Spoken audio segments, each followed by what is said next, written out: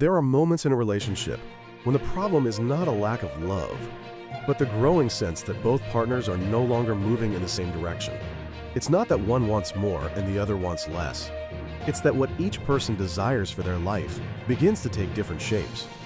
Projects that once felt shared now seem distant, and the harmony that held the bond together starts to fade. This disconnection doesn't always arrive through intense arguments. Sometimes it shows up as prolonged silences, decisions made alone, or dreams that are no longer built together. And when life stops being a shared project, the relationship begins to feel like a place one stays out of habit, not purpose. The couple who came to therapy arrived with a mix of sadness and resignation. She said, "I feel like we're no longer looking toward the same future." He responded, "I don't want to lose her, but I also don't want to give up what I want for my life." There were no villains, but a clear pattern. She tried to reconnect through deep conversations. He avoided the topic to escape the possibility of a breakup. The more she tried to get closer, the more he protected himself. And the more he protected himself, the more she felt excluded from his world.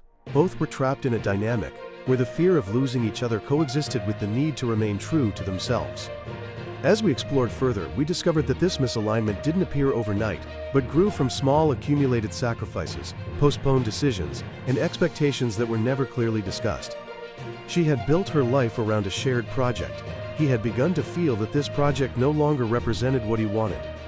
In that dance, her attempts to preserve the bond triggered in him the fear of losing his identity, and his withdrawal reinforced her sense of disconnection. It wasn't a lack of love. It was the tension between wanting to stay together and needing to grow in different directions. In therapy, we worked on recognizing when their life projects stopped aligning, when honest conversations were lost, when they stopped seeking agreements, when the future ceased to be a shared space. Many relationships don't end because of a lack of love, but because of the inability to accept that both partners have changed.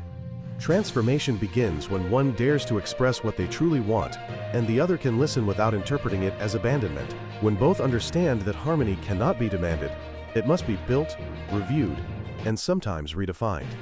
Healing happens when the couple learns to talk about the future without fear, to revisit their projects without feeling betrayed, and to accept that growing doesn't always mean separating. When he can say, "I need to explore this path," without her experiencing it as a breakup. When she can say, "I want us to build something together again," without him feeling he must give up himself. When both discover that true harmony is born from honesty, not from the obligation to agree on everything.